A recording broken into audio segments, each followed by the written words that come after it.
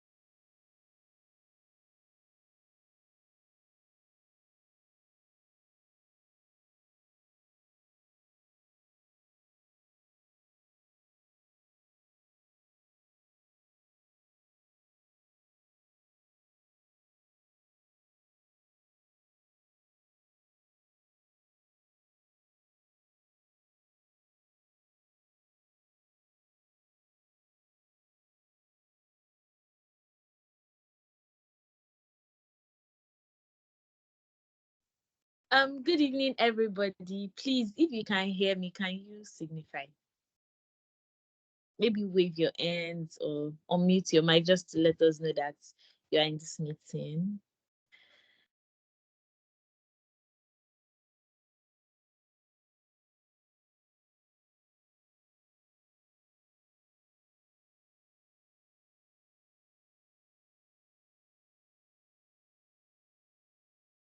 Okay, so good evening, everybody. My name is Oluwakumi, and I'll be the moderator for tonight's sales class session.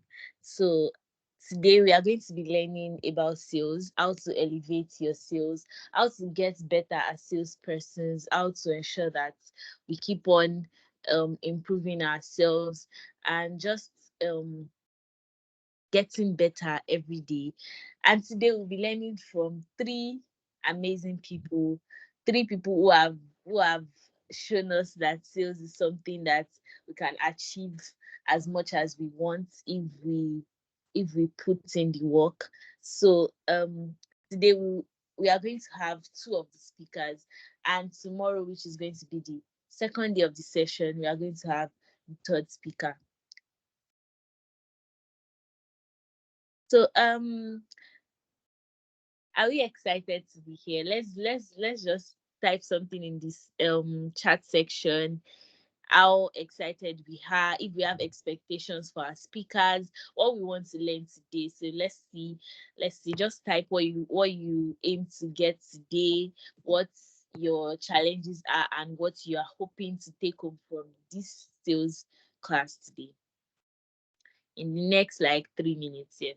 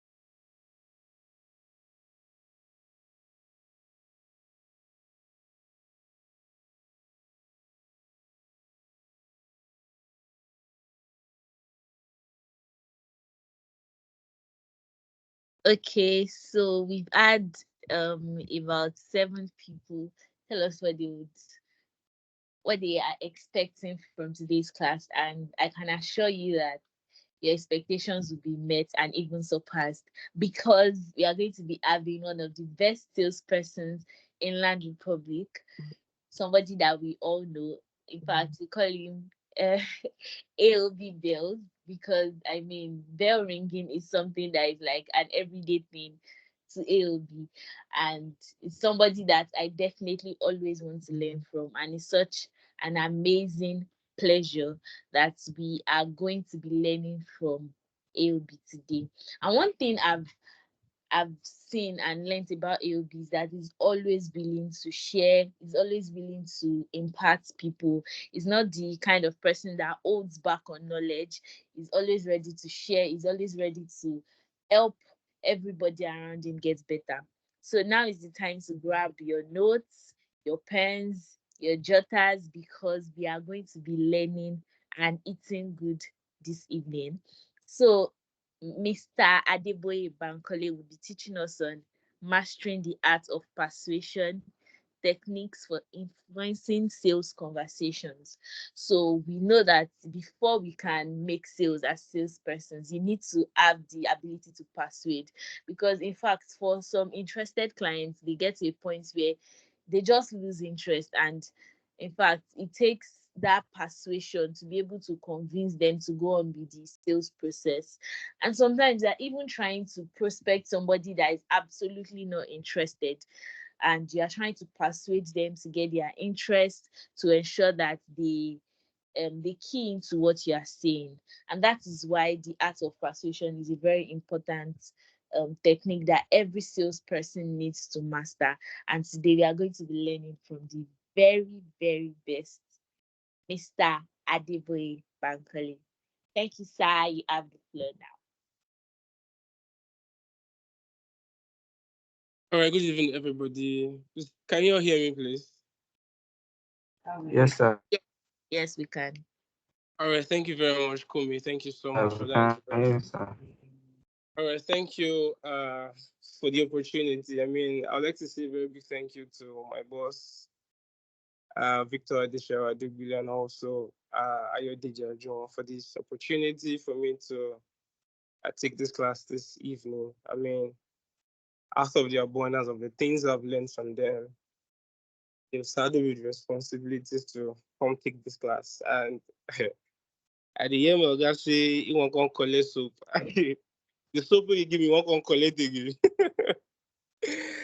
All right, so I believe we're all here to learn. I also am here to learn from everybody, right? And one thing I can assure us is that if we can actually pay attention, there are things we need to learn, and there are things that, like somebody said, is here to learn, unlearn, and relearn. Definitely. So I won't say I'm the best, like Kobe said, but then I'll just say that I've come from a perspective of the fact that I know there is more I can do, and over the past 1 year, 2 years now, I've been growing, I've been evolving, and I thank God for where I am now, and I thank God for where God is still taking me to. So yes, I won't say I know it all, and some of the things I'll be sharing tonight, I'm sure about 90% of them, most of us know them already, but then we're just trying to like learn some things again. And some people do, I might not have heard them before. So I like our hearts to be open and be willing to learn tonight. Thank you once again. So the topic before me is mastering the art of persuasion. And yes, before I continue again, I'd like to thank my guys that are talking after me today. Today is one man that I've come to model over the years. I mean, I got to know today 2022, and since then he's one top salesperson that I learned from afar, and now that we work together, I still learn from him. And also a person I'll be talking tomorrow, my direct sales manager. Come on, she's a woman of fire. Please, if you are here tonight, please just try and be here again tomorrow, because I can assure you that there are a lot of things you'll still learn again tomorrow. So yes, the topic before me is mastering the art of persuasion, the techniques for influential sales conversion. I mean, many of us here are real estate consultants, knows out, except for a few of us are just trying to do come and learn one or two things, right? And we are in an industry that it is actually a persuasive industry. Let me just say the word like that. The top salespeople in this industry, right, are the best people that know how to persuade people to buy something, right? The more you know how to persuade people, the more deals you're able to close and the more money you're able to make for yourself. So, as a salesperson, one of the best gifts you can actually have is the gift to be able to persuade people, the gift to be able to convince people to buy whatever it is you're selling. I mean, if you can have that one gift, forget it. I mean, sales becomes naturally easy for you, right? And I say persuasion is just the ability to convince people to believe you. That's just the best definition I can give. The ability to convince people to believe whatever it is you want to tell them. Even if you tell somebody that 2 times 2 is 5, the ability for that person to believe you that 2 times 2 is 5 is not 4, is a gift. So these are the things that I feel as a salesperson we should learn how to persuade people to be able to buy from us. And one of the things I wrote down here is on how to convince people, on how to persuade people. Number one is you must be able to scan the person you are talking to. When I mean scan is just like an acronym. I will define the word scan for us now. Scan what you want to talk to, and the word H from the scan means smile. When you're on a phone call with someone, with your prospect, with your client, or probably a direct face-to-face meeting with them, put on a smiling face. Because people want to know that you are selling to me, you are happy doing what you're doing. That's like the number one stage of we getting to know these people, getting to wanting them to listen to you, right? And then wanting them to actually learn or listen or take whatever it is you're about to say to them. So put on a smile on your face. Don't put on that sales calls when you know that you're not in the right mood to talk. I mean, there's times I want to call a client and then my mind is not actually active to make calls. What I do is I just switch that to my Instagram, open live videos, and then by the time I watch like 2 or 3 live videos, like WhatsApp this video, I mean, I'm already smiling, right? And by the time I pick up my phone to call this prospect, before you know it, ideas already flowing in my head. If you're trying to talk to a prospect and then the horror that you're actually pushing to the person is not acceptable, right? These people will lose the interest. You will not be able to pursue them enough. So the first thing is put on a smiley face when you're on a call or probably you're on a face-to-face meeting with the prospects, right? That's the S. The C is you learn to connect. While you're talking to a client, you need to connect in a genuine way. Be in the conversation, own the conversation, be 100% focused on the conversation because people can actually feel it, right? The energy you're trying to push when you're talking to them can be contacted. They can actually know that what you're actually selling to them. They can actually feel your energy while on the phone or face to face with them because your energy is what they're trying to buy. If you're giving them the right energy, you're already drawn them closer to their seat to listen to you. They don't want to stand up from their seat anymore. Even when you're busy, they still want to just hold on to the phone and listen to you because you are connecting with them in a right way, in a positive way. So when you want to persuade people, learn to connect with them in an amazing way. They will be glued to listen to you and they'll be glued to want to ask questions that will prepare them to want to make that buying purchase, right? So number 3 is the A there is accept and adapt. You need to accept the point of view of the person you're trying to convince. I mean, for we salespeople, right?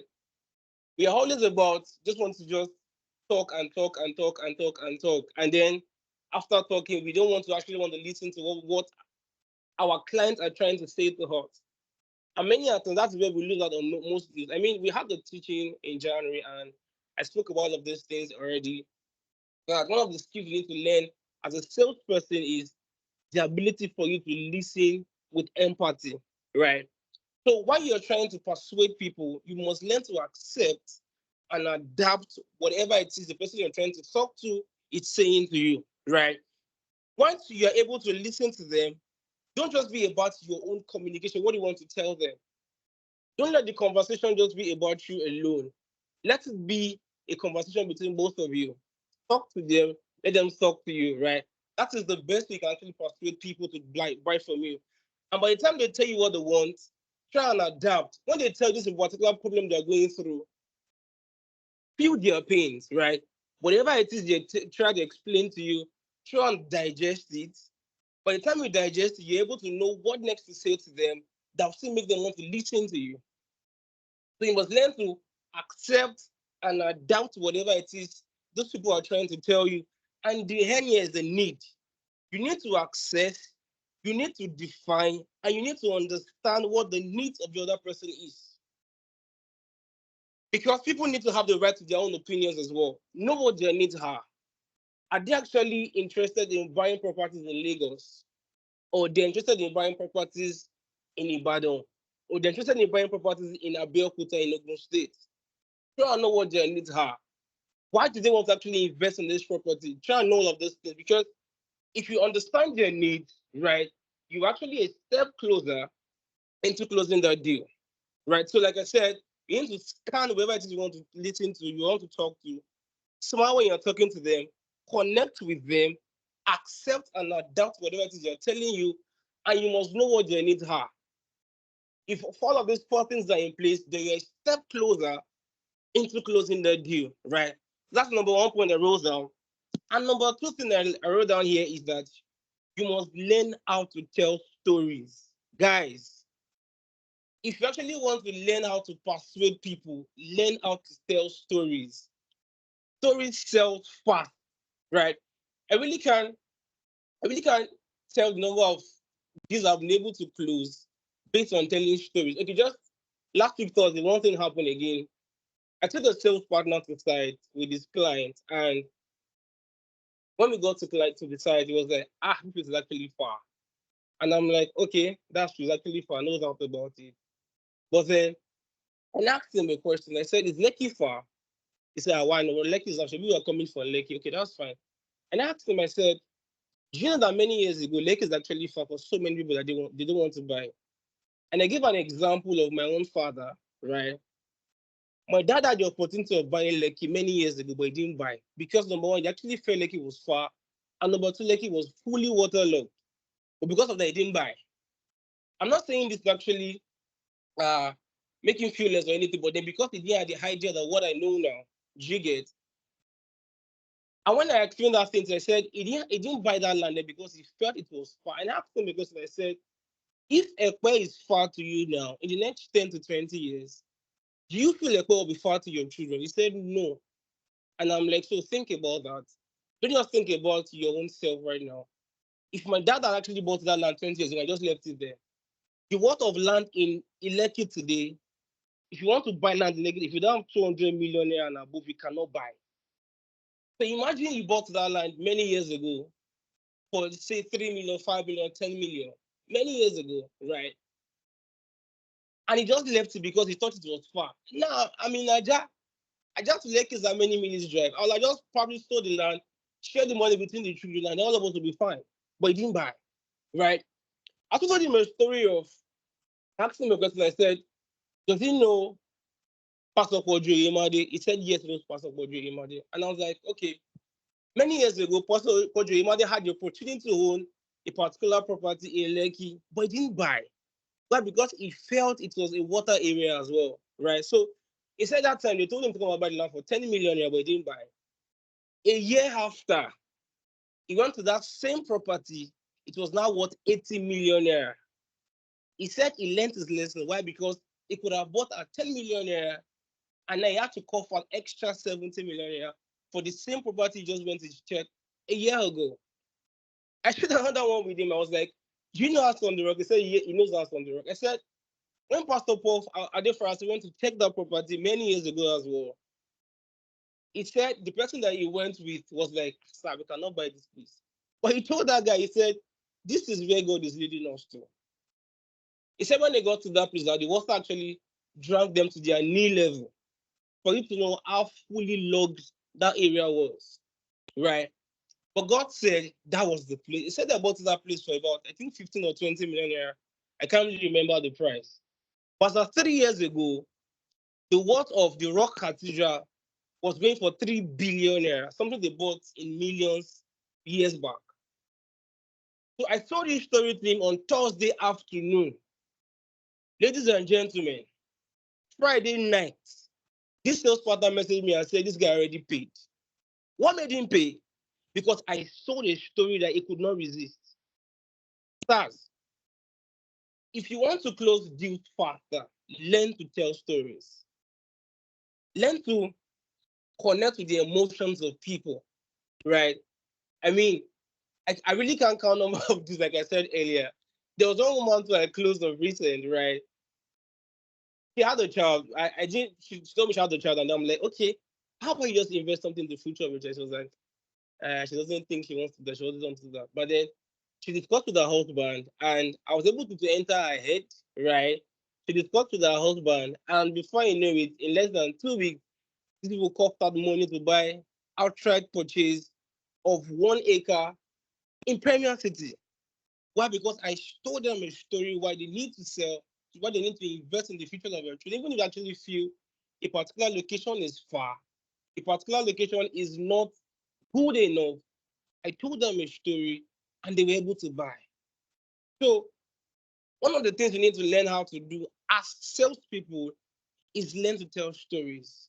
And telling stories has to come from a place of passion, because people that you're talking to want to know that this person actually talking to us knows what he or she is saying, right? I was able to say all of this because I had done my research. I know how things work. I know how things are actually going in the industry, and I know the facts to say to them. There's, I don't know. I was on a call with somebody in the office, and then Melvin was like, nobody will be followed or will not go buy land. And not because I have all the words to say, but because I pay attention to when people are talking to me. And when they talk, I know the right words to say. I know where to eat them. That's the thing. You raise a point. I give you, okay, if there was a particular guy to that last year, for like 2 years, I've been trying to talk to this guy since 2022. He didn't want to buy. So last year, he reached out to me and said, hey, Obi, your status won't kill me. If you like say I go buy now. And that's because for those who have been following my status over time, there are stories that I write on my status. There are things that I post on my status that have been convincing enough for people to say, let me buy from this person, right? So someone that I've been trying to close for 2 years, my status is the job for me. He reached out to me in November. We went to Ibadan together to check out properties. The same day, this guy made payment for 500 square meters and 300 square meters outrightly. In December, this same guy reached out to me and said he wants to buy more. Someone that I've been trying to close for 2 years bought 4 properties in the space of 2 months. What happened? I was able to use my status as a tool for me to close these deals because I was telling stories, I was sharing ideas on how to make them own a land and what they can benefit from this. So, as a salesperson, you must be able to tell stories. When you tell stories, people connect with you fast, and by the time they connect with you, you are persuading them to buy, and they're giving you their money, right? So that's number 2 point. Learn to tell stories. When you tell stories, people connect with you and they buy from you. Please, if you're hearing me, let me just signify. Let me know I'm not talking to myself alone, please.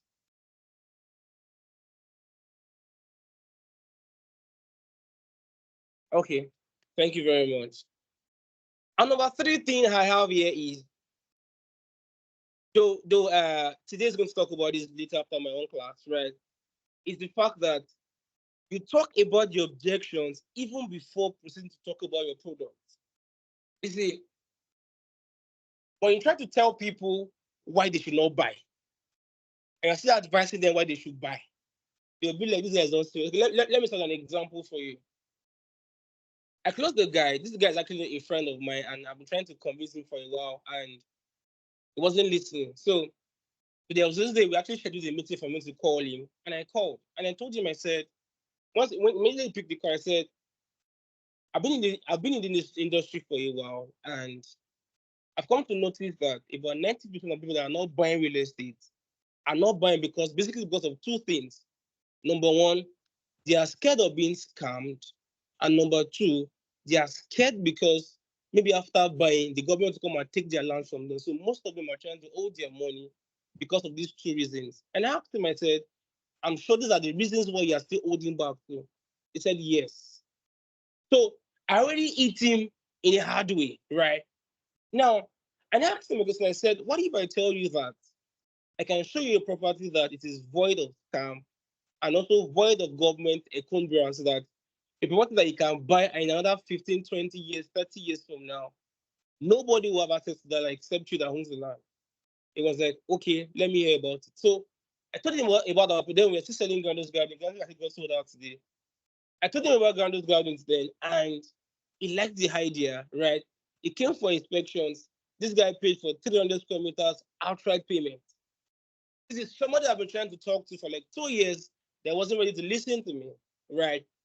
I hit him at the pinpoint whereby I know that there's practically nobody that don't have the fear of maybe scam issues. I mean, for those of us that have been in sales, we hear that thing a lot. I'm scared of being scammed. But before I even able to talk to him about anything, I placed the objections before him. I'm like, these are the reasons why you don't want to buy, right? And I showed him a solution out of that objections. And this guy paid. I went together. So learning to show people why they should not buy, the reason why they are not buying rather, and show them why they should buy because of that reason. They will always want to listen to you. I mean, I'm sure today is going to touch more on objections during his own section. So I won't delve into that in too much. Right. So when you want to sell to people, try and connect with them based on the reason why they are afraid to invest. Some will tell they don't have the money to invest. You'd ask them, Ma, what if I tell you that you can actually afford to buy a property now? What will you say? They'll be like, I don't have the money. And the next question is, how much do you earn on a monthly basis? Some will tell you 100K, some will tell you 150K, some will tell you 50,000, right? And then you'll be like, okay, what if I show you a property that you can own convincingly for the next 6 months without stress, and you will not still be able to you will still be able to at least handle certain finances that you want to handle. I mean, I had a call with somebody 2 days ago on that on Friday. Yes, that's a day before allocation, and she was like, she didn't have the money to buy blah blah blah blah. I said, how much is your size? This is 100,000. Yeah. I said, what if I can show you products that you can actually own convincingly even without amount? He said, oh, what's that? To explain to her, I said, what if I tell you can actually own a piece of land in Ibadan for this price? I give her the technique on how to own that property, and she was like, oh, that's fine. That she will look into that. That by month she's going to make a deposit for the land. Right. She had the reason why she doesn't want to invest, but I give her a higher knowledge on why she should invest. Right. I said, the more you can address the objections, the less strong the objection becomes. If you can handle people's objections, the less the objection becomes to you. And the less the objection becomes to you, the more you are close to closing that particular sale. So push the objections to them, tell them why they should invest, even because of their objections. And trust me, you are already convincing them in a way to buy from you. So these three things I wrote down here, right, are things that will actually work out. And after that, I said, you must paint the picture of what will happen if they eventually go to the direction you want them to go.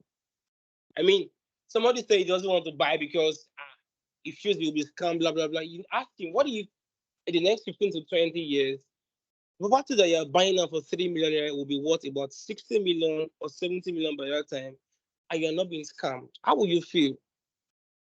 You already painted the picture and you said that, almost 70 million, a big money. Right. You're already making him look beyond his peers. You're already making him look beyond the fact that, okay, what if what if what you are planning is the fact that there'll be scam, and at the end of the day, there's no scam, and you eventually got a higher percentage from what you eventually bought. They always want to listen to you. If you actually give them a higher knowledge, so paint a picture of the fact that what if what I'm trying to tell you will eventually yield positive for you? What if it happens? Right. So these are the things I wrote down here, like the three major reasons why you can actually convince people. And also wrote down the science of persuasion. The science of persuasion, and my time is actually running fast. Science of persuasion. If you are still with me, just let me know, please. Drop on the comment section what you've learned so far. Just one point you've learned so far. Just drop it here. Let me just see if our people are actually following me.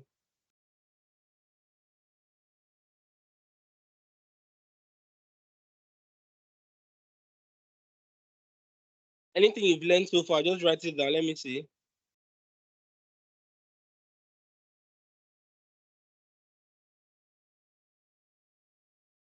Okay, storytelling, that's fine. The scam methodology. Thank you. All right, thank you very much, guys. Thank you. So the next thing I'm going to talk about is the science of persuasion. The science of persuasion. And the first thing I wrote down here is reciprocity. What do I mean by that? It's the ability to give when you eventually receive. I mean, there's virtually nobody that once somebody gives you something, you don't feel like also giving that person something back. Like, imagine somebody look at you out of the blue and just give you a gift. You always compare to want to give back. Am I correct? Anybody with me? If anybody gives me a gift, I'm always compelled to want to give that person back. Am I saying somebody's mind too? If I am, just write Yes, something down boss. for me. Let me hear. Exactly. That's Okay, that's correct. fine. Thank you very much. So, reciprocity. One of the signs of persuasion is reciprocity. I mean, learn to give people first. The Bible says that the gift of a man will make room for him and bring him before great men. That gift is not just talking about your talent. That gift actually means gift.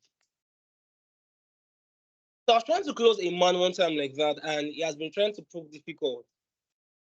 You know what I did? I sent an answer to him, and this man replied me back and said, "I did offer, can we talk?" Right?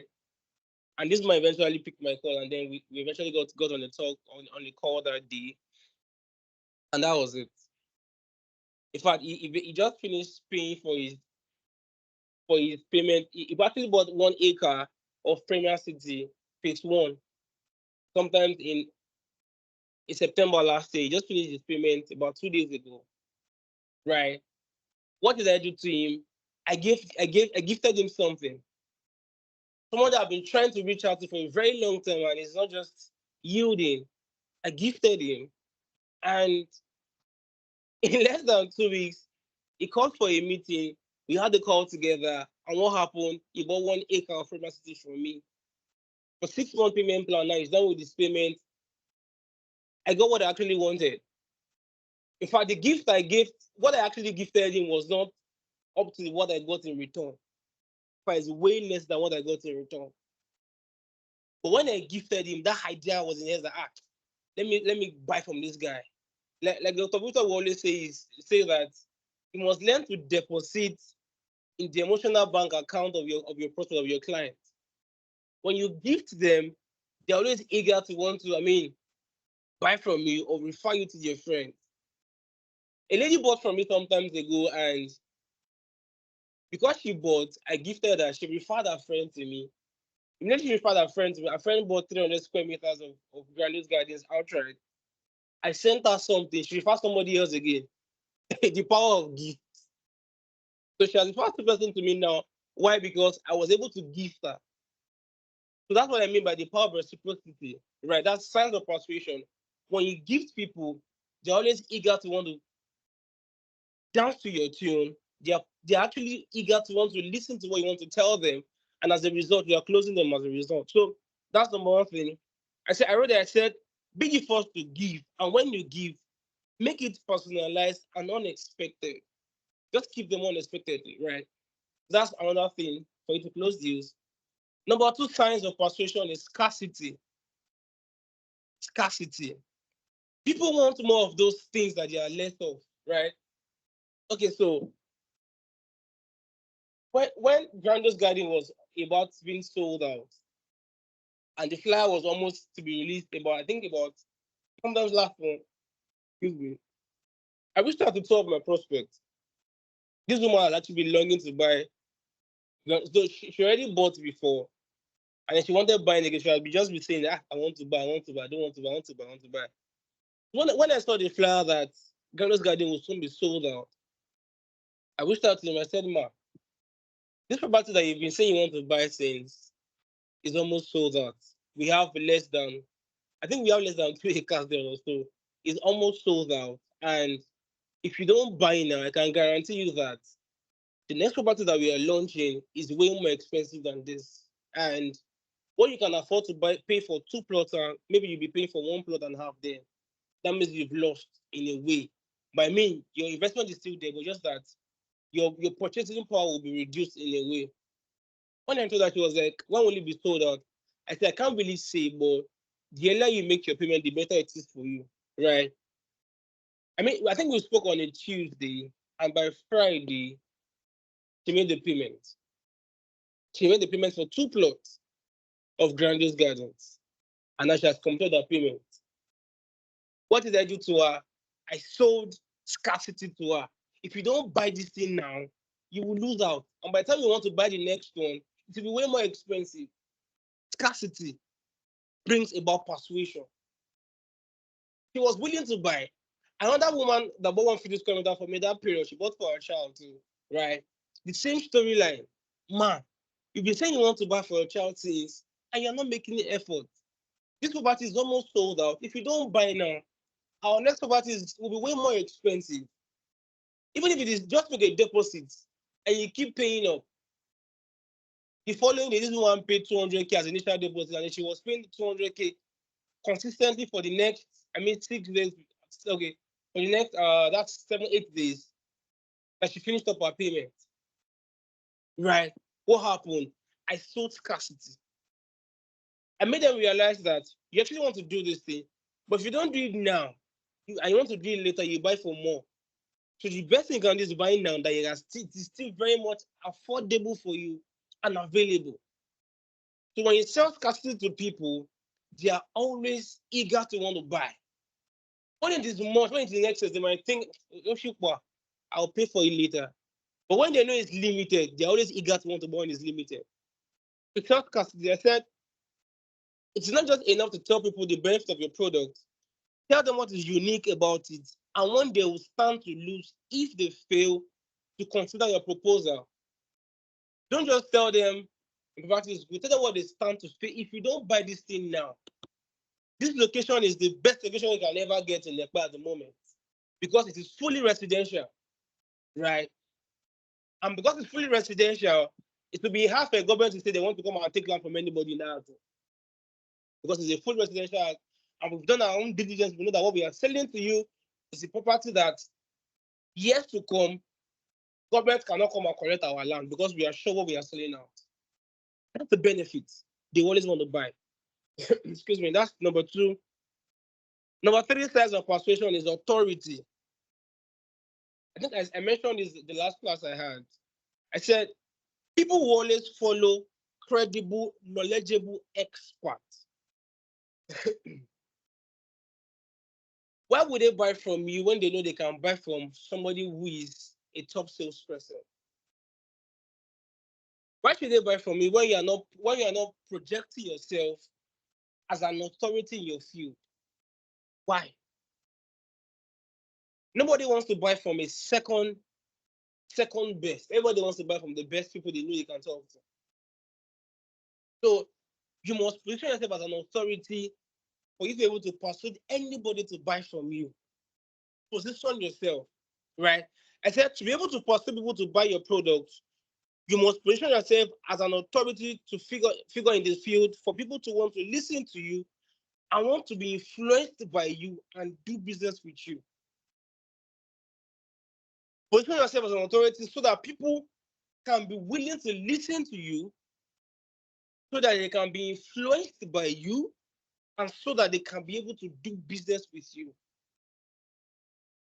The best way you can persuade people is when they know that who they are talking to is someone that can actually give answers to their question. they are open to want to talk.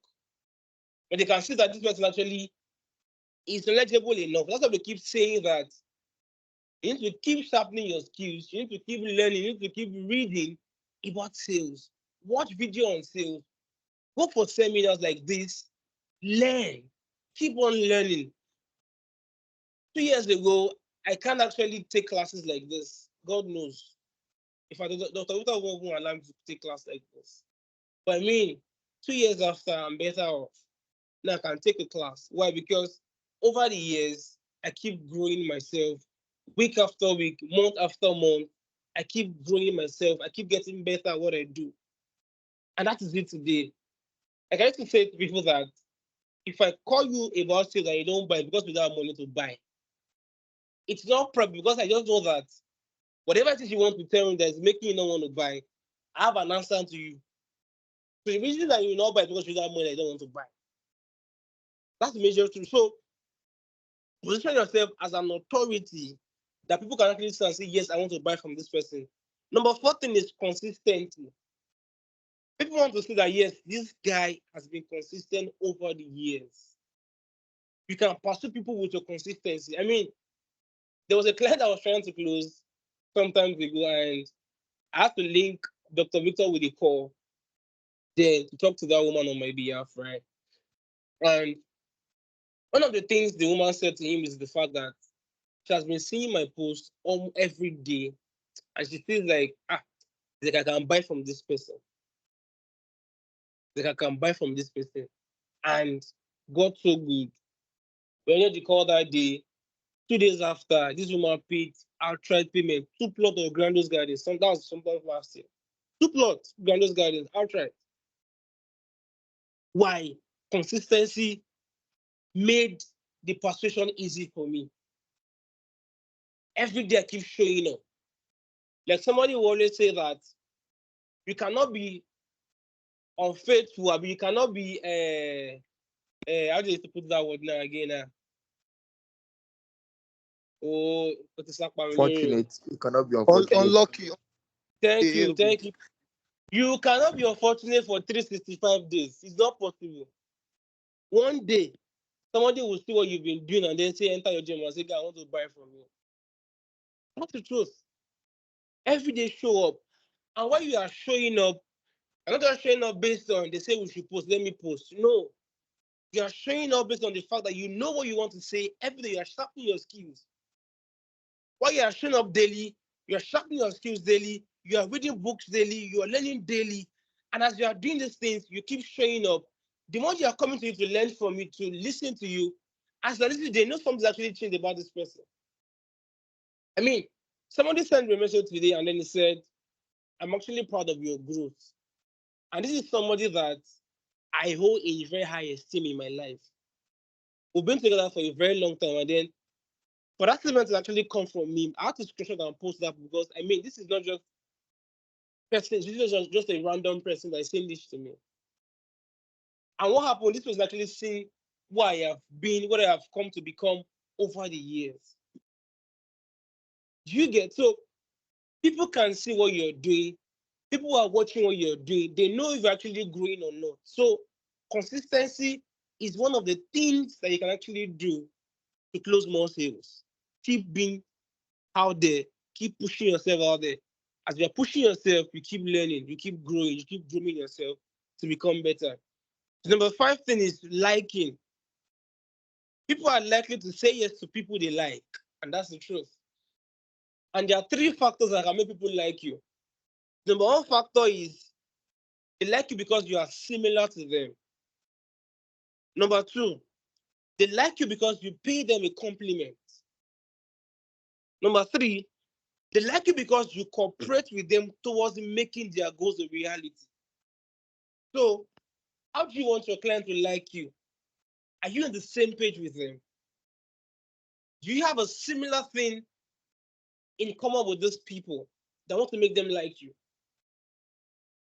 Are you bringing yourself down so low to the fact, okay, this people knows nothing about real estate, and you're willing to come down to the lowest level to teach them from the scratch to make them want to actually believe what you're trying to sell to them?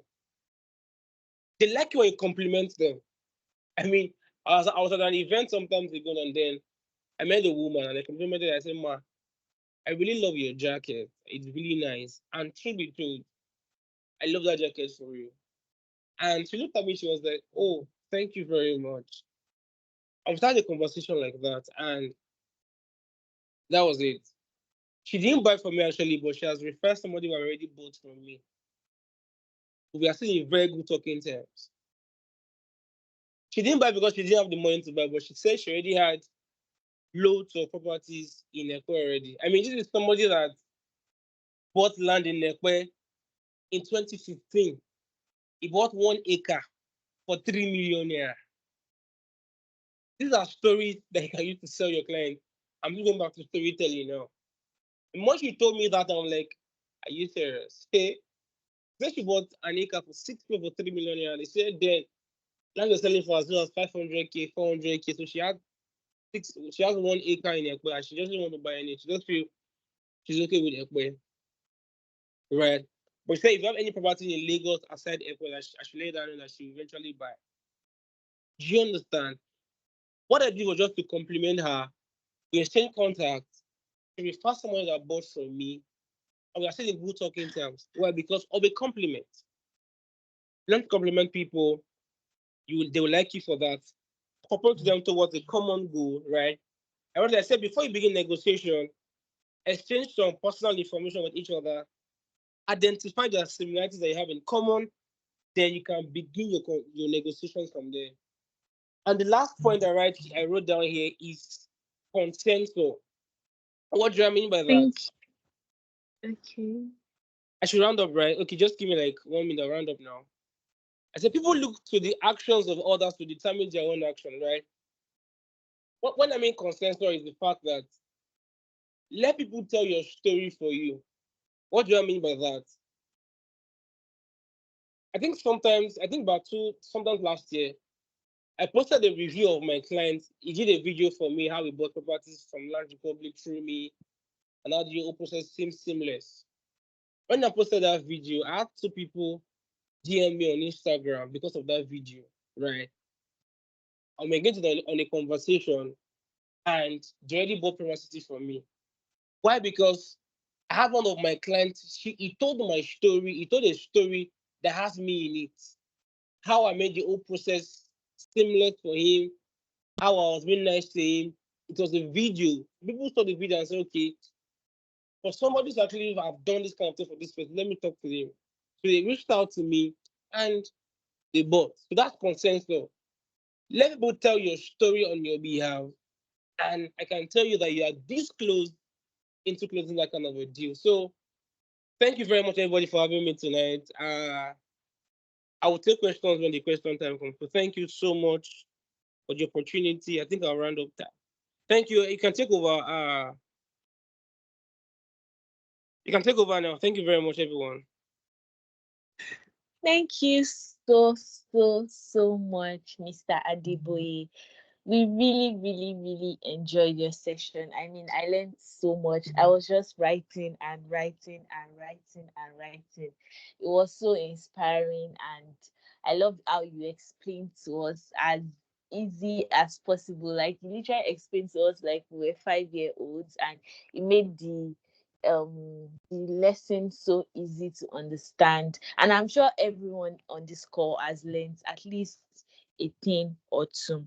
So before we welcome the next speaker, if you have anything to say, please write them in the chat box. I'll be giving one person a chance to speak, like about just give up like a very brief overview of um the this session that we just concluded. Just tell us like in 30 seconds what you think and enjoyed about the session in 30 seconds. So please, if you are interested to talk, you can raise your hand and I would call you now. I can't see anybody's hand raised though. Okay, so I've seen Mr. I don't know if it's Mr. or Miss Tokwe Bayo. So please unmute your mic. I have 30 seconds. 30 seconds. Thank you. Yeah, good evening, everybody. I really enjoyed this meeting, and I appreciated the talks and everything. So the question I just want to ask now is like how is it going to be like if I purchased a land and being a member, then if I now have the maybe a client that want to purchase like another land, how is it like what would be the difference between the member and the client? I don't know whether All you right. get my. Yeah, thank you, sir. So we are not actually taking questions now because we want to have the second speaker as well. So after the both sessions, we are going to have all your questions. Don't worry, we are going to answer all your questions. So time is not on our Sorry, side. the reason why. Sorry, please. The reason why I asked this question is because right now my battery is very low, and I might not be able to attend the second class or something. So that's why I just say, let me quickly ask the question so that if it will be revealed out or something. So that's why. Thank you. All right. So the question, if you can like explain very well in the chat box, I'm very sure Mr. Adeboye would be able to attend to it. So you can like just write out your question in the chat box. Mr. Adeboye would answer you before we like during the course of the second session. So before we move to the second session, I would like to recognize the presence of our CEO, Dr. Victor, is on this call, and um we are so happy to have you here, and we hope that you'd also teach us one or two after the second session, and we'll be able to learn from your wealth of knowledge, sir. So now we'll be moving to the second session. I know we've learned so much, but there's still so much more to learn tonight, and I'm so excited to call on Mr. Olatide. And what he'll be teaching us tonight is objections, how to handle objections with confidence, navigating objections with confidence. Trust me, objections is something that can really affect a salesperson. When I started out in sales, like objections were one of the things that was like a thorn in my flesh. Anytime I got an objection, I thought, oh, that's the end of that sale. Like nothing else can happen after the objection. Like that's all, it's closed, that prospect is closed, until I learned that there are actually ways to navigate objections. There are some clients that the reason why they have these objections is because maybe they've had bad experiences or they've heard so many stories, and you can't blame them for this kind of objections, but you need to know how to navigate them to ensure that you um make a successful sale from that client.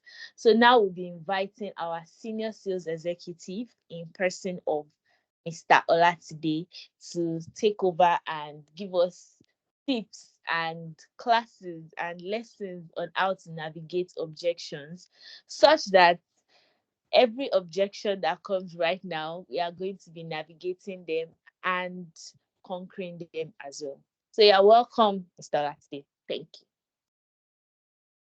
All right, thank you everyone. Good evening. AOB, that was a fantastic session. I learned so much. And if you guys will permit me to just, say one or two things about AOB, like we met like 2 years ago or thereabout, and he's quite a likable person. Like if you know him, you know that he's very likable. So I knew that you have no problems becoming like a super salesperson. And we used to have conversations, here and there. So I'm not surprised that he's closing deals like every single day. And then it's almost very, very natural for him to do these things these days. And I want to recognize the presence of my Oga, Mr. Victor Adeboye, a very good guy, smart, intelligent, and very accommodating. Thank you for, giving us your presence this night. And Esosa, the best of the best. Very good to have you on board, to speak with you is a privilege for me. So I'll just go straight into it. So today I'll be talking to us about handling objections with confidence.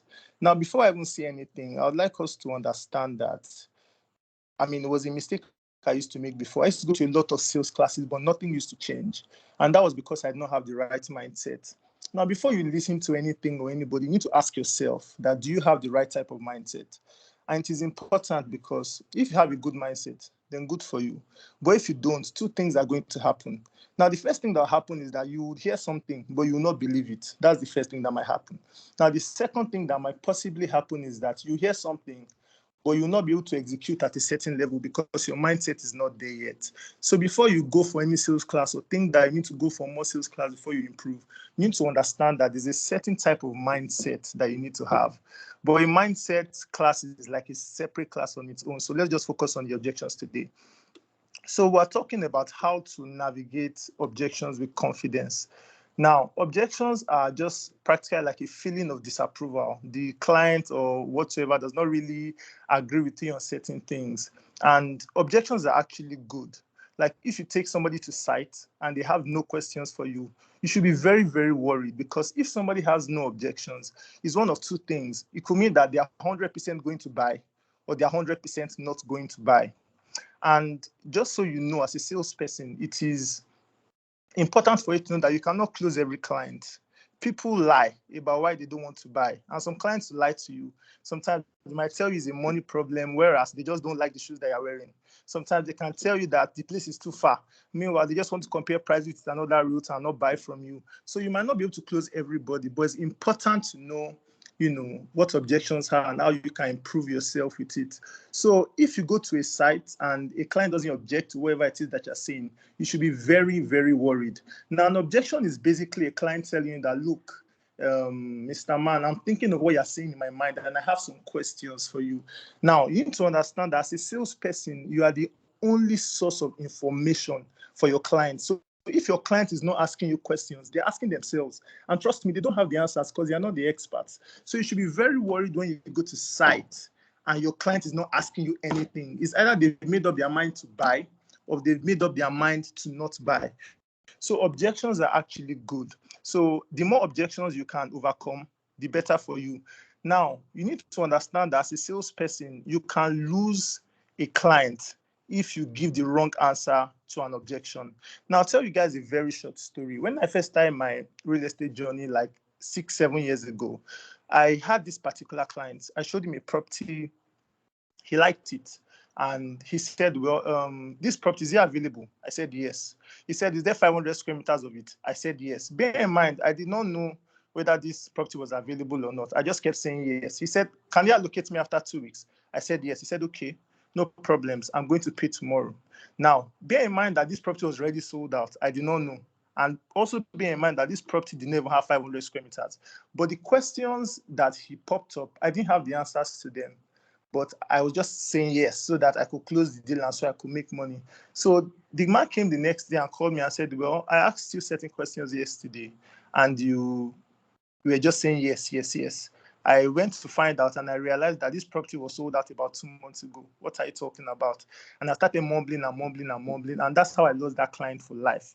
So you need to understand that as a salesperson, it is in your own interest to understand how to properly answer objections so you don't lose the client. Now, I'm going to be telling you various type of objections that might come up, especially as salespeople, as real estate people, and how we can overcome their objections.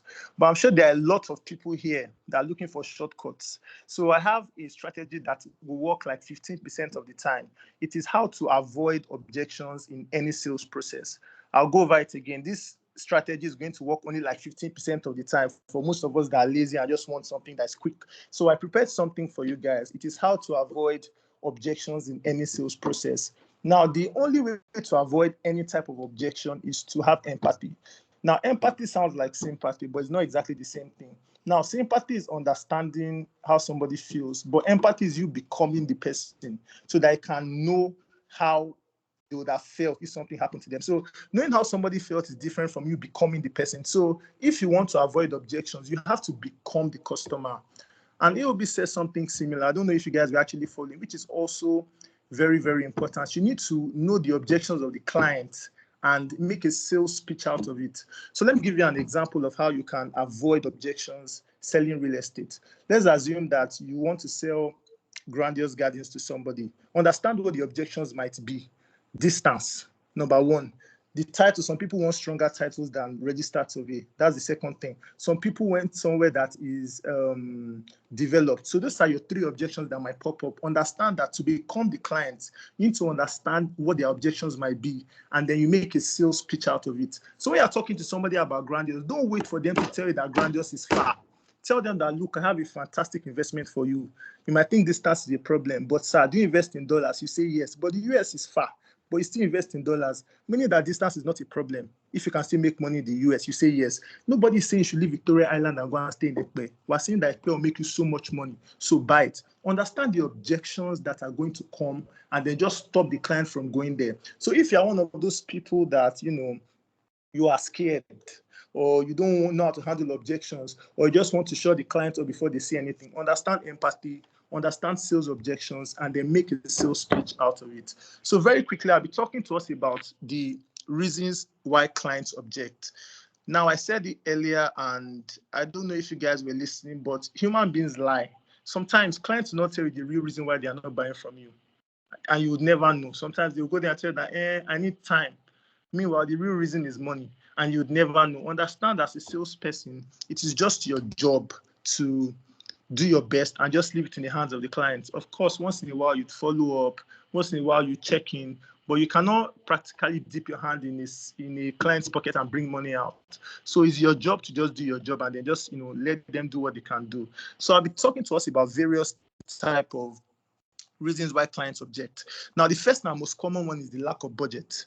Now, if you take a client to a site, and regardless of what you say, it's just like somebody telling him to come and buy a house in Ikoyi. No matter how good your sales pitch is, I'm sorry, sir, but I cannot afford it. So lack of budget is one of the reasons why people object to whatever it is that we're selling. Sometimes they just do not have the money. Now, the second thing is lack of urgency. Sometimes you could talk to a client and they understand that what you're selling is profitable. They understand that what you're selling is good, it's to make them money, but they don't need that product right now. That's another reason why clients may object to us. Now, the third reason is the lack of need. Now, you could realize that some clients know that this Ekpe is a happening place, but maybe they are so wealthy that they don't even care about developing areas. So another reason why a client might not exactly buy the product that you have, or will constantly object to whatever it is you're selling, is because of the lack of need. Now, the fourth one is information overload. A lot of us are very fond of it. Now, the way I market real estate is quite awkward, because I'm type of person that I'm not very aggressive about selling. And obviously people have various strategies of how they execute things. Now, I believe that in sales game, less is more. Sometimes people will tell you that, look, call the client every day, call them, be in their house, go and cook in their kitchen. But I'm like, no, just give just the right amount of information. If there's interest, then you can now give more information. But sometimes information overload can be why clients object to what we're selling. I've had a client that was supposed to buy grandiose gardens. He was supposed to buy it. Like, we had the conversation the night before. Everything was good. He was supposed to send the money the next day. He didn't send it. 2 days, he didn't send it. And then I started bombarding him with messages in quotes. Like, I was like, oh, how far this thing now is getting sold out, and this and that and that. And the persistence and information overload was just so much that it probably scared him off. So as a salesperson, it is good to follow up with your clients to please, can you guys signify if you're actually hearing, what I'm saying? Can you just put in the comment section, so I'm sure I'm not, logged off, or you can hear what I'm saying? Yes, okay. Yes. So yes. So, okay, no problems. Thank you very much. So sometimes information overload can be a reason why clients object to us. As salespeople, we should learn how to regulate between giving too much information and then being too aggressive with our clients. Sometimes information overload is a no-no for me. Learn to regulate your information so clients don't object to whatever it is you're going to say. Another reason why clients might object to you is because you don't ask the right questions. Now, the thing about selling is that selling is not exactly you forcing somebody to buy anything. Selling is you asking clients the right questions. And if you are trying to prospect a client, the most important thing you can do is learn how to ask the right questions. Now, as a salesperson, one of the things you need to learn how to do, especially early in the conversation, is to get the client to say yes. The more yeses you can get, the easier it is for you to make a sale. So you can ask, to reduce objections, you can ask questions that gives you a 90% chance of getting a yes. For example, if you are prospecting with a client, don't just dump the property on them. You can start a simple conversation with, ma, are you open to making money this year? Only an idiot to say no. Yes. Do you already have streams of income? She'll probably say yes. Are you looking to expand and get, other streams of income? You'll probably say yes. Have you invested in real estate before? Whether she says yes or she says no, it is irrelevant. They say, look, are you looking to invest in real estate? So you just keep getting as many, yeses as possible. As a salesperson, it is not exactly about pushing the property to a client. It is about getting them to answer the right type of questions, making it the idea, to make a purchase. Now, one thing that I also want to add is that clients are as human beings, you need to understand that a sale is a selfish process. Like if you carry your money now and go to Mega Chicken to go and buy some food, is a selfish decision. You are bringing money out of your pocket to satisfy yourself. Now, if you get to Mega Chicken and the salesperson is saying, don't buy rice and chicken, buy spaghetti, in your mind, you're probably like, what is your own? Like, I'm here to come and eat. It is not your decision to make me buy whatever it is I don't want to buy. Do you understand? So as salespeople, understand that buying is already a selfish decision. It is the buyer's idea to buy. Your own job is to just push them in that direction. Anything that makes you become forceful or aggressive with the client, it will take the attention away from the client and put it on you. Then they'll start doubting that, do I really want to buy this property?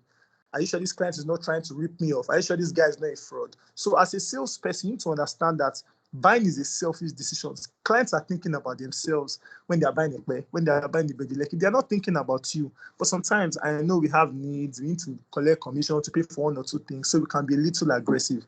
But I can assure you that the more aggressive you are, the more objections that are going to come up. So your job as a salesperson to reduce objections is not to be aggressive with the client, but it's just to ask them the right questions so you can push them in the direction that you like. Please, even if you don't get anything from this conversation tonight, understand that buying is a very, very, very selfish process. The client is not thinking about you. The attention should always be on the client. No matter how much you want the sale, understand that your job is to ask the right questions so that the client can make the decision on their own. Buying is a selfish process. Now, I've listed 5 reasons why people might object. The first thing is the lack of budget. The second thing is the lack of urgency. Another thing I did not mention is the lack of trust. Lack of trust is also another reason why a client might object to you. Now, trust is very, very important in real estate, and it is because we are selling a high value product. If you are selling slippers or you're selling shoes or you're selling groceries or stuff, it is easy for people to transact with you without trust because the margin for error is not very consequential. If I buy something for 20,000 naira and they scam me, well, good luck. Congratulations to the person. But if somebody is going to put their hands in their pockets to spend millions of naira on anything, they have to trust you. So another reason why clients object to us is because of a lack of trust. And AOB touched on certain areas like that. For example, a way to build trust is consistency. If people show up every single day and they're all in your face every single day of every single week, it is impossible to not trust those people over time.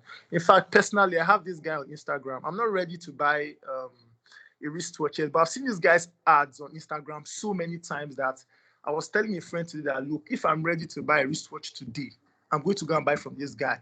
Mind you, I've not commented on his post. I've not liked it before, but I've seen it so many times that it has become so annoying. Like, I trust this guy, but I don't even know him. I've not had a conversation with him. So another reason why people might object to whatever it is that you're selling is because there's a lack of trust. So as a salesperson, you need to understand that these various objections are going to come up.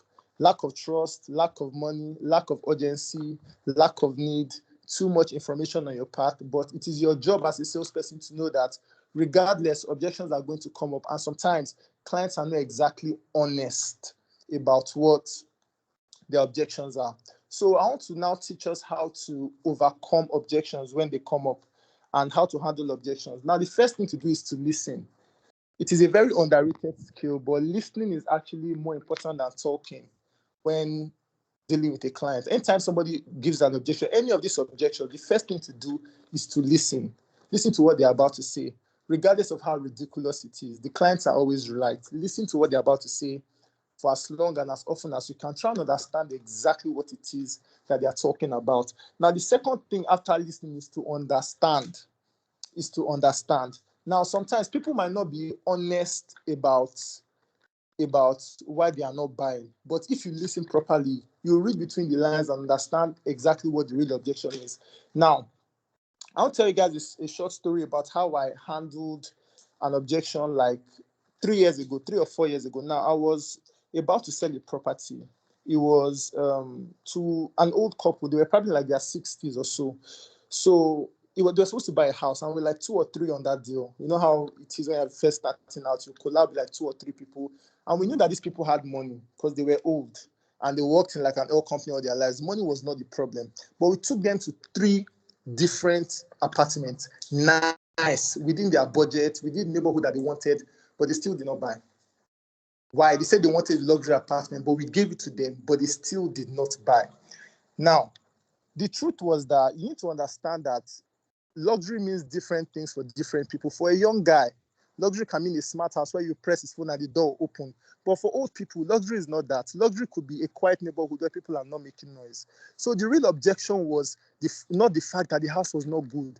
The real objection was that we're not getting their understanding of what luxury was. We took them to 3 or 4 houses. They did not buy anyone. Very cha-cha houses. They did not buy. Because the real objection was not the houses. The real objection was their peace of mind. So sometimes you need to listen between the lines. Clients will not outrightly tell you that, look, we don't trust you because your English is not correct. We don't trust you because you can't even define simple real estate terms. Sometimes they will not tell you that. It is your job to listen properly and understand what the real objection is. Now, another thing to do to handle objections is to give proper feedback. Now, when a client should ask you a question, you should always give the right type of feedback to the client. So, for example, if a client says something, you should never give no for an answer. So, one thing that a mistake a lot of you make, and I know because I've heard people make some type of sales calls, is that they tell a client that they don't know. Now, please, for whatever reason, I don't know what it is you might be going through. Maybe you had a bad day. But if a client should ask you a question, please do not say that you don't know. There are a lot of other options because people don't want to buy from people that seem incompetent. If I'm a real estate investor now and I meet an agent and you ask them a question and the agent says they don't know, it just puts me off. Like, does this person really know their job? So another thing you need to do during objection is to always ensure that you never ever say that you don't know. A couple of lies, white lies that I tell, I'm currently in a meeting, I'll call you back. The information I have is not exactly accurate. Let me confirm for my boss. Those are lines that you can use as opposed to saying that you don't know. Because the moment you say that you don't know, you put the client on edge. It looks as if they are working with an incompetent person. Do you understand? So as a salesperson, know that objections are always going to come up. Objections are always going to come up. And it's your job as a salesperson to always be ready for those objections the best way that you can. Now, another thing I would like to touch on again is the mindset towards selling. The mindset. It will really help you to overcome objection. And that's because if you don't have a positive mindset. Sometimes you see objections where objections don't exist. Now I'll tell you guys a short story about how a bad mindset could affect sales. How a bad mindset could affect sales. When I first started my real estate journey, my first deal was from my sister's husband. He's late now, but I mean, God rest his soul. I was posting on my Instagram page for like 1 year, and nobody ever bought anything from me. Nobody even said, come and sell 1 bucket of sand for me. Nothing, it never happened. Nobody even cared about what I was doing for like a period of 1 year. So one day he called me and said, today I see you posting all the time. Come now, let me even buy something from you. Give me one of your properties, let me buy. You know what I did?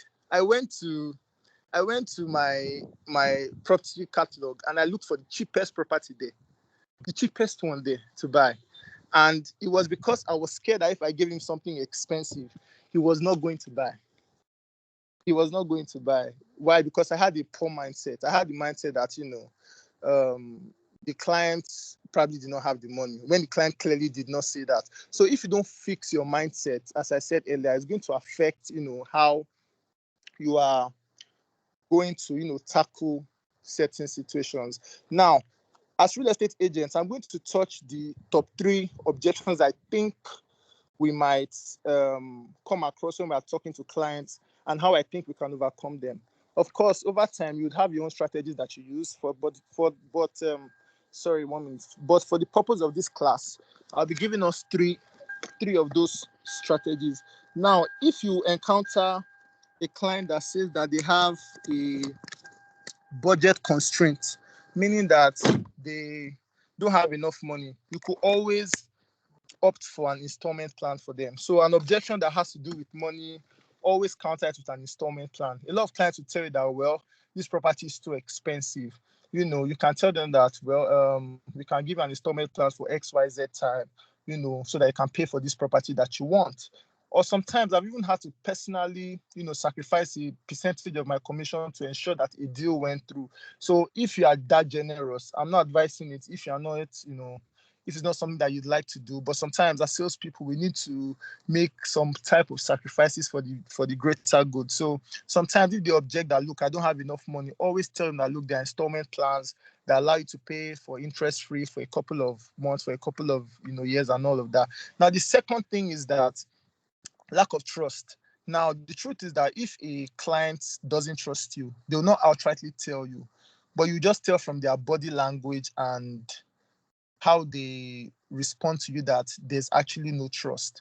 Now, the truth is that if a client does not trust you, there's little you can do to change their mind. It will usually take the grace of God or a third party, to turn things around. But if a client does not trust you, outside of praying, just ensure that you show up, because clients are always watching. You might think that they are not checking you out, they're not checking your WhatsApp or your Instagram, but trust me, they are seeing all those things that are posted. Just make sure you show up. That's a way that you can build authenticity. Let them see that other people patronize you. Let them see that you are competent and show up every single day, and then just do your thing. If they'll come around, they'll come around. Now, if a client should give you an objection of a lack of need, they don't need this property. Well, it is your job as a salesperson to ensure that they need it. Even if they have one land, they can have two. So if there's a lack of need, it's your job as a salesperson to coin real estate into whatever form that you'd like to coin it into, to ensure that it fits into whatever it is that will be beneficial to them. So I think lack of budget, lack of urgency, lack of trust are the main 3 things that you come across when you're trying to sell real estate as like a salesperson. So I also have, I've spoken about how to avoid objections. And so basically, I know that we've all had like a long day. So I'm just trying to touch on the bullet points to ensure that everybody gets the gist of the whole objection thing, and we can all have a good night's rest. So that's all I have for us this evening. I hope it was interesting and engaging enough. And if anybody has any questions, I'll be very open to listening to them.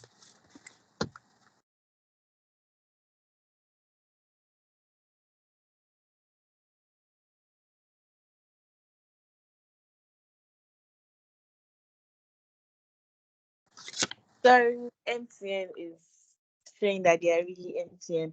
Thank you so much, Mr. Olatide. We really, really enjoyed your session. Me in particular, I really did enjoy your session, especially that part where you said clients lie, because honestly, they do lie, and I mean they are humans, and it's just flesh. But when I realized that fact that clients lie, I think I had some peace in my heart, and I stopped troubling myself like I was the problem, because you just realize that some clients just lie. Let me give everyone an example. So there was this time a particular client reached out to me, wanted to buy, is he an Ika? Yes. And this client said he wanted to buy. We went on conversation and everything, and it was like, okay, the location was the problem, and he was going to think about it and get back to me. Okay, no problem.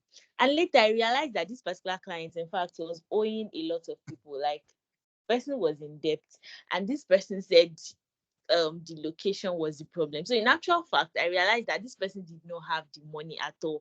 Maybe he was just bored, or he just wanted to just have some time to just chill around. And if I did not know that he did not have the money, I probably would have just stressed myself out with thinking, oh, our location is the problem, not knowing that in actual fact he does not have the money. So thank you so much, Mr. Lassie. We really, really did enjoy your session. So now we'll be having our question and answer sessions. And if you have any question at all from both speakers, please start preparing your questions, and I would like give us know.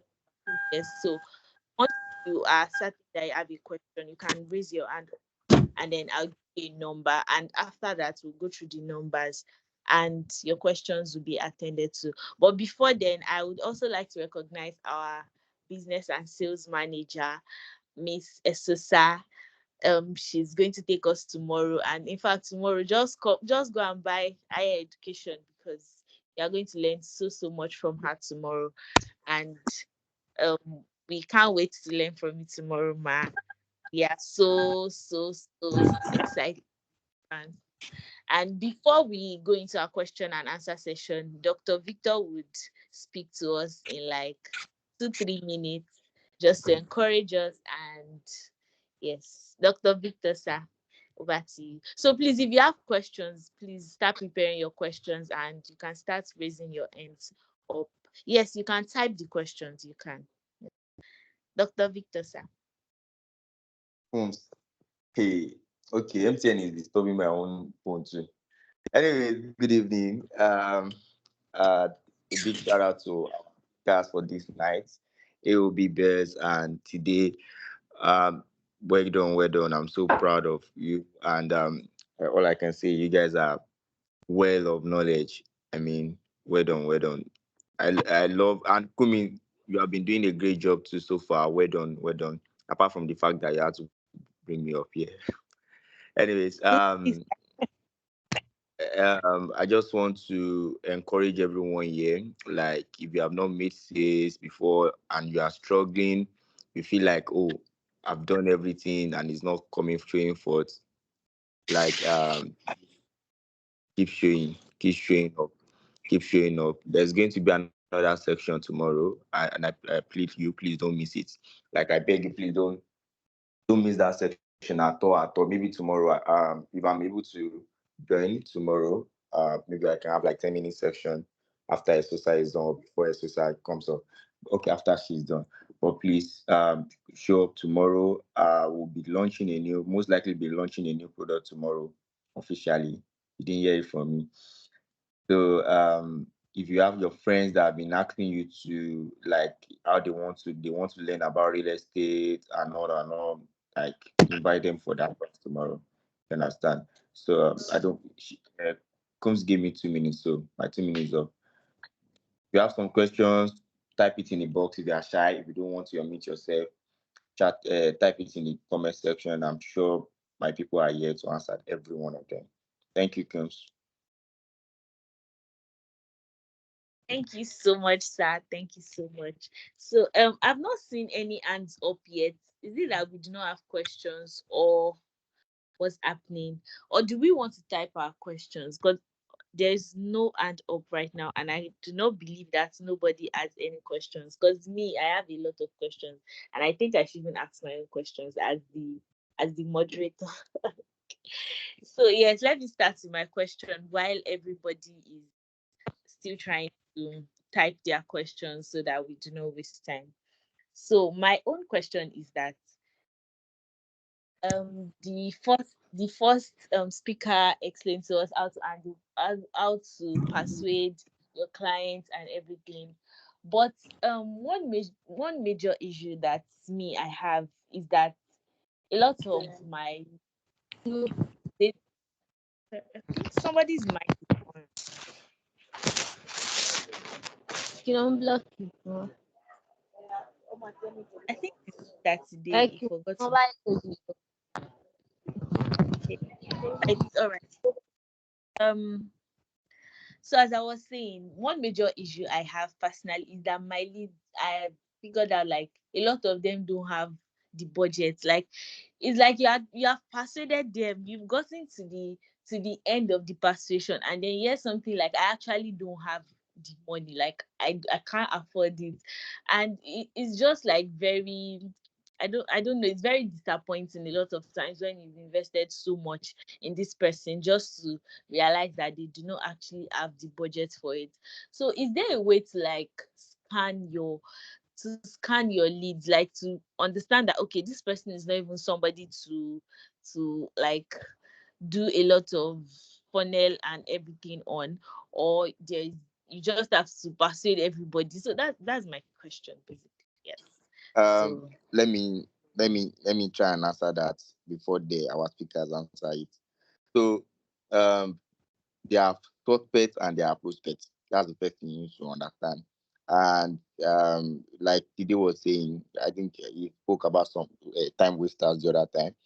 And one of the things that me I used to differentiate is like immediately you start talking to me, I quickly perform what they call a KYC.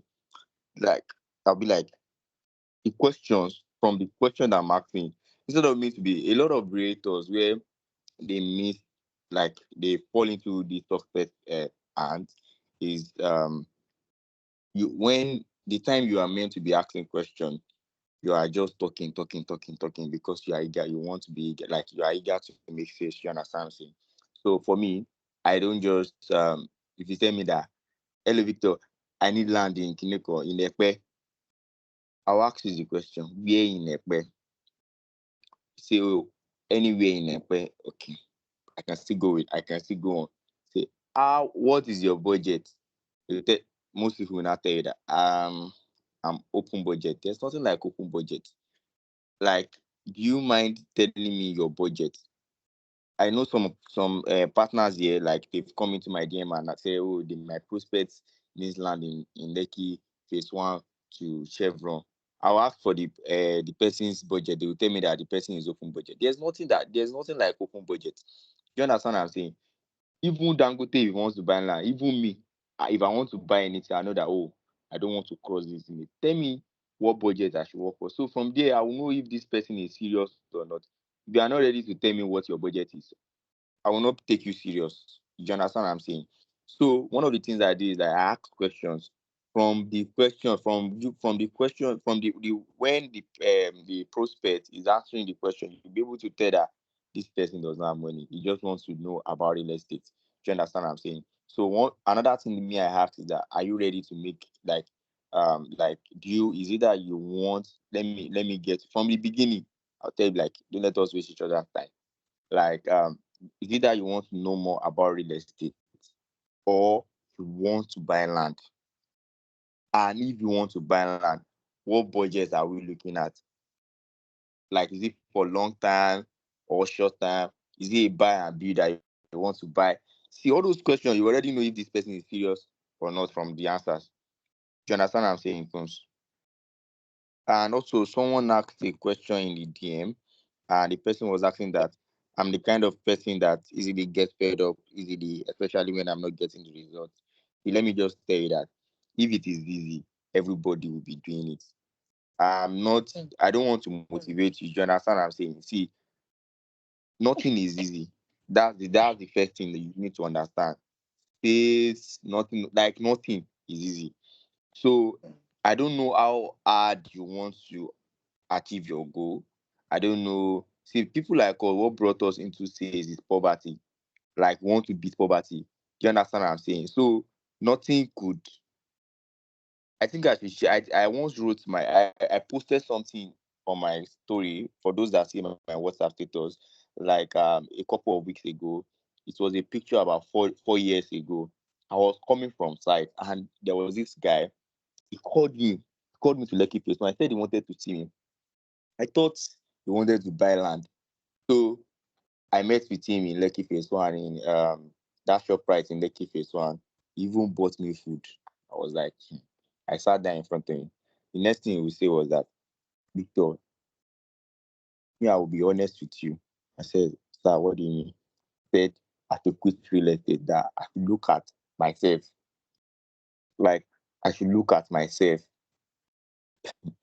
Can I say I should be honest? You can see that this thing is not working for you.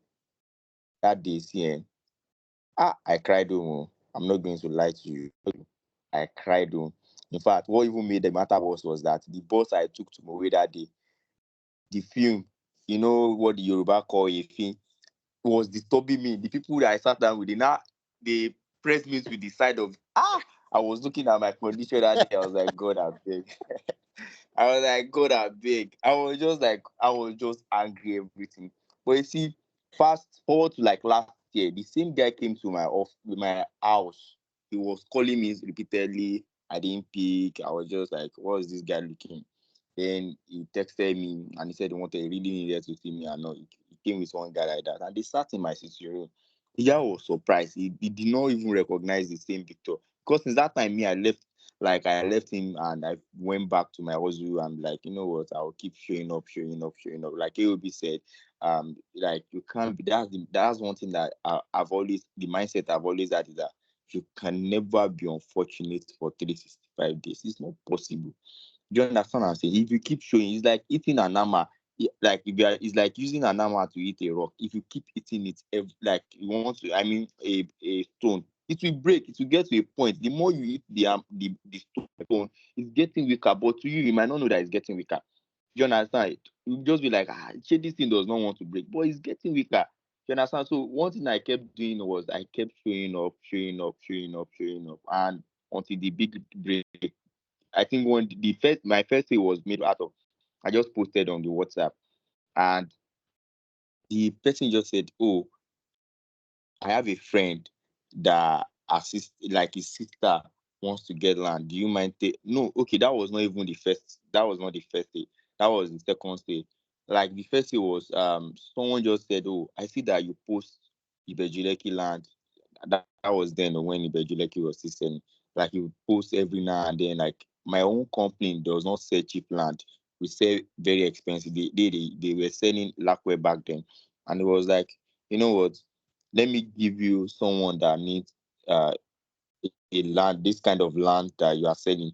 And that was how I met my first client. In fact, the client made a deposit of 200,000. See, that day I was jumping up and down. People thought maybe I want car, but they did not know. I was like, see, for this man to make this 200,000, this industry will die there. You understand what I'm saying? So I don't know what is actually pushing you. I don't know the reason why you are in this industry. And that's why you need to even go and sit down this night. Ask yourself, why am I in this industry? Are you here to just like, is it side hustle or something like? But if you are really, really determined, nobody can stop a determined man.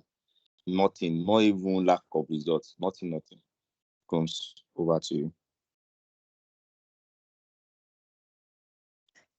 Thank you so much, sir. Thank you so much, Yeah, sir. Again, sorry if okay. I might add to what Dr. Victor said. He actually said everything already, but I think that one thing you should also learn is that, like, you should go into every conversation with somebody trying to build a relationship, even if they might not be able to afford the product. You've made a friend. If you maintain that friendship and it's healthy enough, a day will come and they might refer somebody to you. And the thing is that sometimes people might not look like much, but they might know people that are a big deal. So you should not just close the chapter if they are not able to afford it. I think that you should always try and maintain a relationship, even if you did not make a client, at least you made a friend. And over time, they might refer you or whatever. So sometimes it's not a closed chapter. It could end up being an indirect sale. It might not be them that buys, but over time, you could build a relationship that.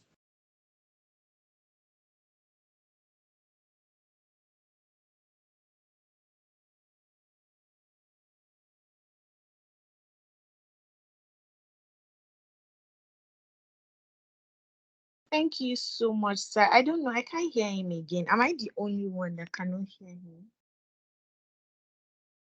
Can hear him too. Oh, okay. I guess it is network. So, Mr. Yeah, Adeboye, would you it like might to? be, it might be network. Let me finish with what he was saying. Like Okay. honestly, today was right. There are some people that they can't buy, but they are like gatekeepers. Do you understand? Like they have access to people that can buy. Do you understand what I'm saying? So don't be rude to them. Let me put it like that. Don't be rude. You can just keep them there. That, you know what, it's fine. One day you will give me a referral or something. Do you understand? And there are some people too. Let me just tell you, there are some people that they are honestly totally useless too. But you just have to like understand which one falls between this person from his look of things. He might not be able to buy now. There are some of my clients now that are buying properties from me now, but like when we knew each other 4 years ago, 3 years ago, we could not afford the properties that like I was selling. Do you understand? But now growth happens, and they have grown to a stage whereby they could afford it now. Do you understand what I'm saying? I don't know if today is back now. Comes. No, I don't think so. His network is still not here. Thank you so much, sir. So, two other people dropped questions in my DMs. I don't know why nobody wants to talk. Oh, is there anybody at all that wants to ask their questions so I can you can unmute before I read the other questions? Nobody. Okay, so someone said, how do you handle location objections? Do you just give up and move on? So the person didn't really expatiate on it, or I actually kind of have an experience like that as well. So maybe that can help shed light to the question. So there was this client that was very interested in buying like a property in Lagos, and he said he was going to consult with his dad. And after a while, he said his dad said no, he should come and buy in his hometown, which is the east, yes, Akwa Ibom, yeah, Akwa Ibom. So it was like there was no other way. Like he was not even ready hear your to hear your maybe your explanation or anything. Like his mind was made up, and it was basically because of the location. So I guess that was the person's question, like how can you handle location objections? So I don't know if Mr. Today is back on the call yet, or if Mr. Adeboye would help us answer that question. Mr. Adeboye, please help us, sir. All right, thank you, Kumi. Good evening once again, everybody. All right, so how do you undo the action starts the location, right? So the first question I ask people is, if you say a particular location is far, my question is far from where basically, because the places that you say are far today, right, might be far, right, because the place that you are staying today was once far to some people many years ago. Like I give an illustration when I was talking during my session. I said, my dad had the opportunity of buying Lekki many years back, but he did not buy because he felt Lekki was far and Lekki was waterlogged. Today, I work in Lekki. I stay in Aja. The place my dad thought was far many years ago. So if a location is far to you, far from what exactly? Now, I was at the training one time ago, and there's someone that answered that question perfectly. He said, so when people ask him far from where, he said, when people say if a particular location is far, you ask them, what if I give you a location in Dubai? Will you accept it? Whom I'm asking you that question. If I give a location in Dubai, come and own this particular land in Dubai, will you take it, yes or no? I'll take it too. Why not? Shebi is free. Is Dubai far? Yes, very far. Oh, Dubai is far, so Ekpe is not far again. So compared, so you comparing Ekpe and Dubai, which one is farther? Ekpe. So it is not really a matter of distance; it's a matter of value. So Hmm. when people tell you that a particular location is far, it's because you've not sold the value of that location to them well enough for them to want to actually buy from you. If you sell the value of Ekpe to them, they will look beyond the distance and buy. Okay, like I said last week Thursday, like I said when I was doing my session too, this man said this place is far. I said that's true. I mean, we drove for close to 2 hours or more than 2 hours, all the way from our office down to site. It's actually far, no doubt. But look at it from the other side. 10 years from now, 20 years from now, do you think this place will still be far? If it is far from you, will it be far from your children? It was dumb. He said, that's true. The next day, the guy made payment because I gave him a higher knowledge of why he should buy. So when you keep hearing the challenge or probably the objection of a particular location is far, it is because you've not sold the value enough. It is not, it most of the time, it is not a question of distance, it is a question of value. If the value is known enough, the location is actually far. That's what I have to say to that. I don't know if I've answered the question well enough. Yeah, yes, you have. Yes, you have. For me, you have answered the question. Really. So, another question is, how do I persuade someone that what is this? How do I persuade someone that is not giving me any audience? How do you persuade someone that is not even like listening to you, that is not willing to give you maybe time to talk to them and respond to their message and all of that? So how do you persuade that kind of person? The question is, where did you meet that kind of a person? Could me answer the question? So, because I mean, Maybe what? maybe it was a lead from maybe social media or a third party or something. I don't know. It was a question, Sha. Okay, so I mean, when you're trying to talk to somebody who is not listening, I think we had a meeting today in the office. I think I shared something like that. First off, right, if you're trying to prospect somebody who is not listening, have you guys spoken before in the first instance? If the answer is that the person is not willing to listen to you, then give the person a break, right? Because that's why I said, where did you get the number from? Because that would determine how to tackle this. If this number is somebody that sent you the number, right? You need to reach out to the person that sent you the number and say, okay, this guy or this person that sent the number to me is not picking up calls. What might be going on? Because you need to know what's going on with that person. If it's just a random lead from anywhere, anything can happen. You don't know who the person is.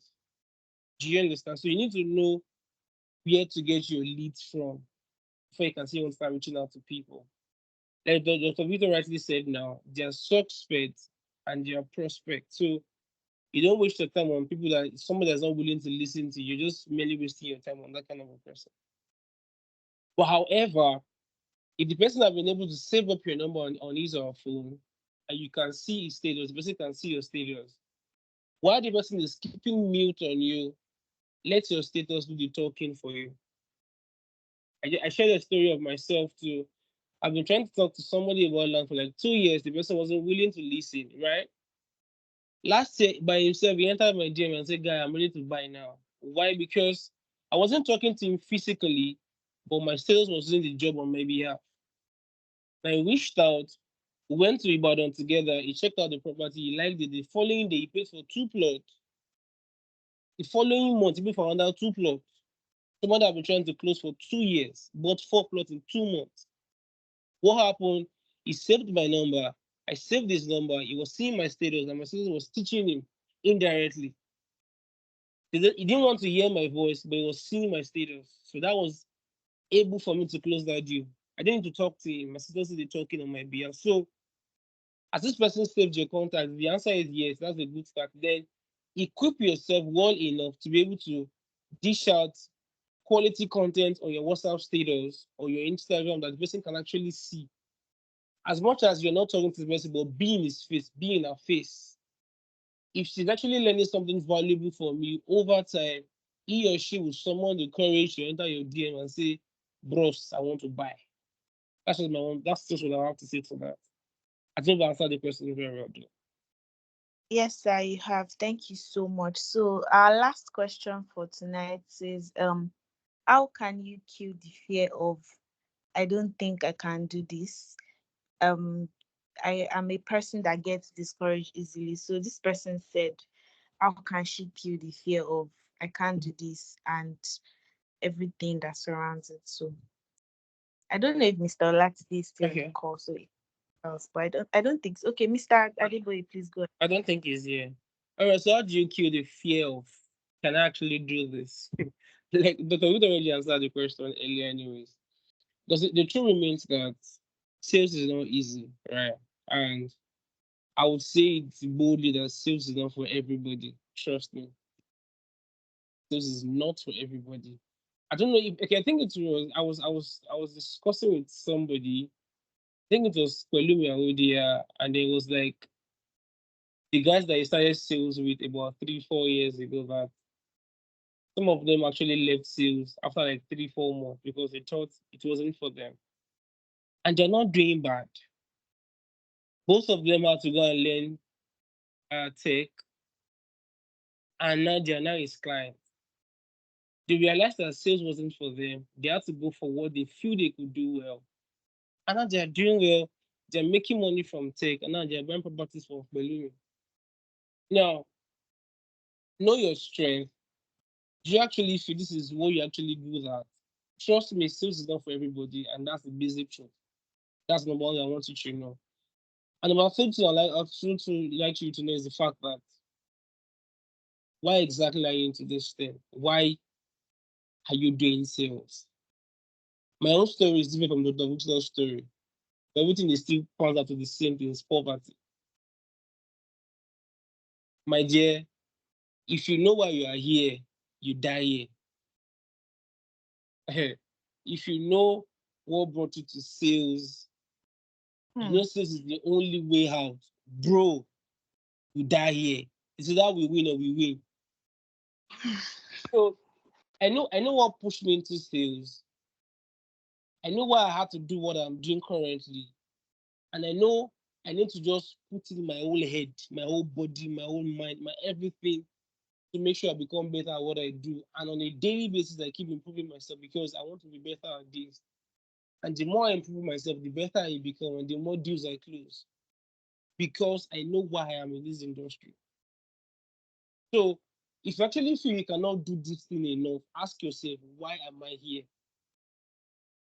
Am I just here because people say you make money from it? Yes, you make money, but the same that you'll be frustrated. Don't let me lie.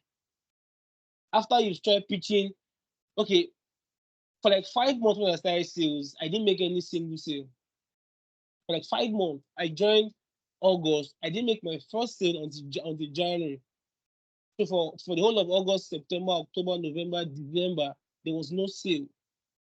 So for someone that was just because of the money we feel is going to say, guy, I'm not doing this thing and leave. But I was going out, I was doing the calls, I was doing everything possible.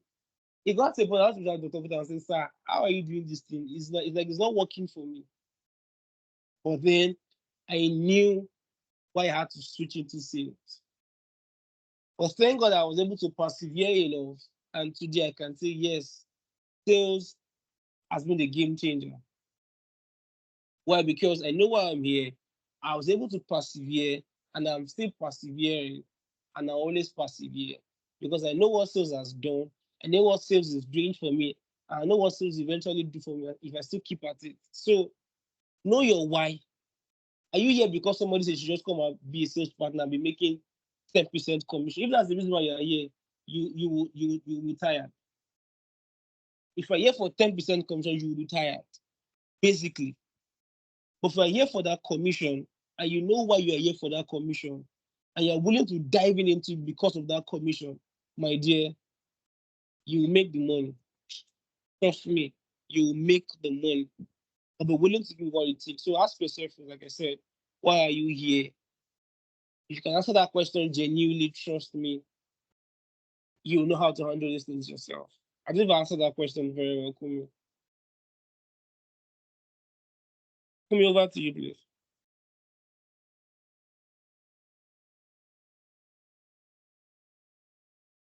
Is Kumi here? Yes, I Maybe am. our Sorry, network man. is. Yes, thank you so much, Mr. Adeboye, for today. Like, I am charged, I am refreshed, and I'm sure every other person on this call is as well. And we are ready to die here. Me personally, I am ready to die here. Thank you so much for being so open to us, for teaching us as much as you could. We really do appreciate you, and Mr. Ola today as well. Thank you so much, Dr. Victor, as well, for your encouragement. And tomorrow we'll be learning from our business and sales manager. You know what it takes to be a manager. So that is what we are going to be seeing and learning from tomorrow. Don't miss tomorrow's session. Like, if you know anybody that was not in tonight's session or left halfway, let them know that tomorrow is not a session they should miss. Thank you so much, everybody, for coming to this class, and I am sure that you've learned so much. And as Mr. Latide said earlier, it is important that we put these things into practice. As much as we are learning them, we have to ensure that we put them into our everyday life, everyday interactions, and even our relationship with our clients, so that we can actually see results and changes. Because it is very easy to learn so much and implement nothing, but that should not be our case, because as we are learning, we should be implementing. So see you tomorrow, same time, same place, and with the same energy to learn and learn and learn. Good night, everybody. Sure, please, before Thank you you go, once please again take a to screenshot of this class. Take a screenshot of this class. Post on Instagram, Yeah, Tagline so Public, tag the post on class, your Tagline WhatsApp, Republic, everywhere. post on your WhatsApp. Said you can say you've gotten so much value on how to serve them better. Let them know that you too you are developing capacity. You are not just posting cruise, Insta blog Nigeria. Do you understand? So and some of the things you learned, you can drop it on the WhatsApp too for people that did not come to the class, so that tomorrow they can know that, oh, it's a class not to be missed. Thank you.